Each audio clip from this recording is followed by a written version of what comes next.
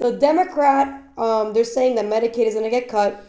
So I looked into this a little bit, and they're saying that it's going to get cut, but nowhere in the bill does it say that it got cut. So I don't really understand what's going on, but we're going to find out. So it's two videos.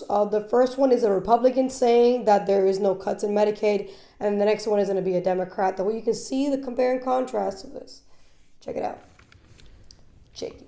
So let's be very clear about something. Last night, the House budget resolution passed, unfortunately on a very partisan party line vote, but it indeed did pass. One thing it does not do is cut Medicaid. It's right here in this document. There's no mention of cutting Medicaid or even the word Medicaid, Medicare, SNAP, or Social Security in this document that passed last night. Any claim to the contrary is actually fear-mongering, plain and simple, or I guess in my neighborhood, it would be known as a lie. It's being perpetuated to put fear in people and to drive anger at the majority party and have unruly town halls because people are being fed lies. It needs to come to a stop and have an honest debate, an honest conversation around here about how we're going to get our government back on a track that doesn't lead us to endless, massive deficits in our budget each year. Still on track for $2 trillion, upside down, following COVID spending. COVID is over with. We need to get back to at least to pre-COVID levels of spending and a more of an opportunity to actually balance our budget, where it might be only $700, $800, $900 billion upside down. The only way we're going to take a bite out of the national debt is to actually bring the lines together and have our budget balance. We can do that with limited spending and a strong economy. My understanding years ago is that growth of spending was only 1%. These two lines would meet. A little bit of discipline around here. So that's what was being sought in the budget resolution. Now, this budget resolution is not a roadmap, it is not the final say on it. It actually is a roadmap for moving forward on the fiscal year 25 budget. It does not make final spending decisions. Those are still to be debated and heard in committee, on TV, in front of the people, on C-SPAN, in the committee process that folks can attend. It includes instructions for committees to review and adjust spending and revenue priorities, where you at? but it does not dictate specific program cuts, unlike the lies that have been spread all over in this chamber, in committees, and on the media. It's 2 minutes, bro. reconciliation is indeed a standard budget process that will be taken up. The resolution instructs 11 committees to find ways to either reduce wasteful spending or... Actually, it's 2 minutes and 30 seconds. Right on time. 2 minutes, too long. So, all right. So that this guy was saying that they're not cutting Medicaid. That the Democrats are lying about Medicaid being cut. All right. So now this lady who is, I don't know what state she represents. I really don't care. I can't stand her.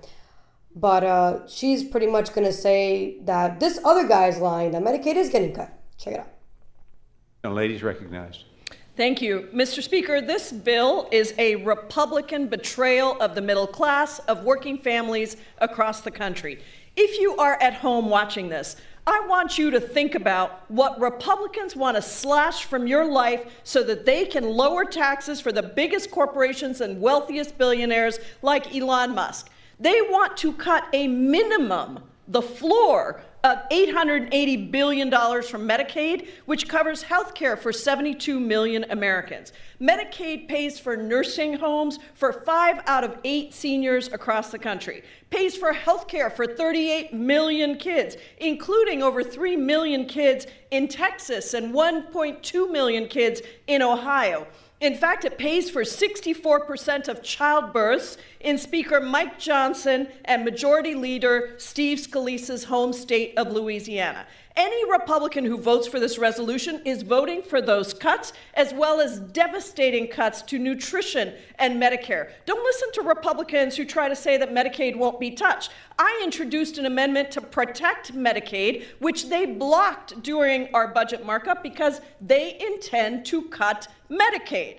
Remember when Donald Trump said that he would tackle inflation and lower costs on day one? Well, here we are, a month in, and prices are rising. Musk has taken a literal chainsaw to tens of thousands of jobs, putting families and local economies at risk. Okay. So, this is what I think. She's full of shit. Because prices are rising because there's inflation. And that's what happens when there's inflation. Prices rise.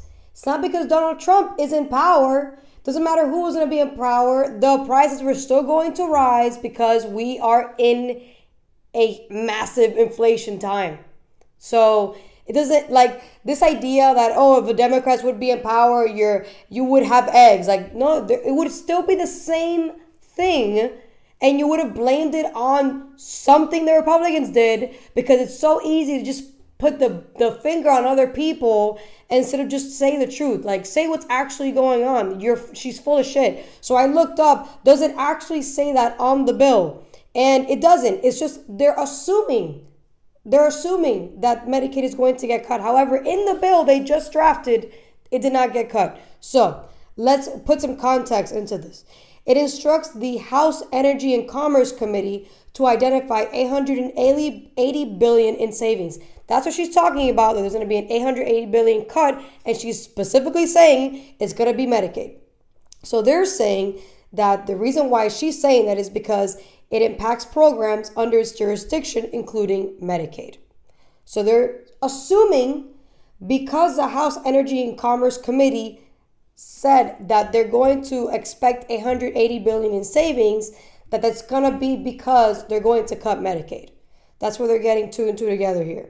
It also goes on to saying, while the resolution does not explicitly detail cuts to Medicaid, the substantial savings required from the Energy and Commerce Committee suggest that Medicaid funding could be affected. This is all assuming suggestions. This is not like concrete at all. This is not even a fact. So the fact that she's claiming this as a fact, as if this is really happening right now, is just incredible. And this is the same person who was totally okay with censorship, by the way, during COVID times. So she can literally spew out misinformation, but God forbid that happened during COVID. It was totally unokay to do, right? So budget resolutions set overall spending targets and direct committee to propose specific cuts, which are then detailed to subsequent legislation. So again, this is all speculation. She's assuming that Medicaid is going to be cut.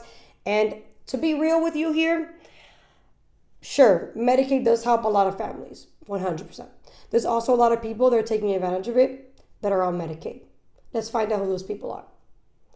That's literally what should be happening here. We should find out who's actually on Medicaid, who should not be on Medicaid. If you are over 26, or if you are over 21, you should not be on Medicaid, because by then you should have a job and you should be able to apply to the ACA Act, which is like low middle class insurance, if you don't want an insurance from your employer. But there's a lot of people who are literally living off of Medicaid when they're not supposed to. I also don't like the fact that she says that it funds a lot of pregnancy. Yeah, it also funds a lot of C-sections, which is also more expensive than natural birth.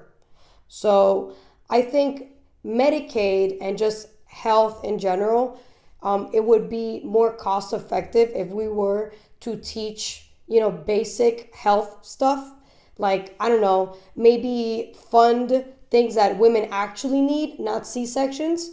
Maybe teach women how to latch their kid. I know a lot of women who are low income, who don't have those resources. Considering how much money we're spending on Medicaid, we should be able to have resources like that. Like, teach women how to have natural birth. Teach women how to feed their child instead of resorting to formula. That would probably be more cost effective than what we're funding right now under Medicaid. There's a lot of people that are taking advantage of the Medicaid expansion with a bunch of states. They should not be doing that, because most of those people work and should not even have Medicaid. They should be under the ACA. So yeah, we should definitely cut Medicaid because a lot of people are leeching off of it who should not be. And that's going to save a lot of money in the long run. And then all this fear mongering that we're going to ruin children's lives and elderlies is just fear mongering to not actually weed out the people that are taking advantage of the system. That's all it is. At least that's what I think. You can put your thoughts into the comments. What do you think? I know it's kind of cynical of me, but whatever. It is what it is. That's what I think.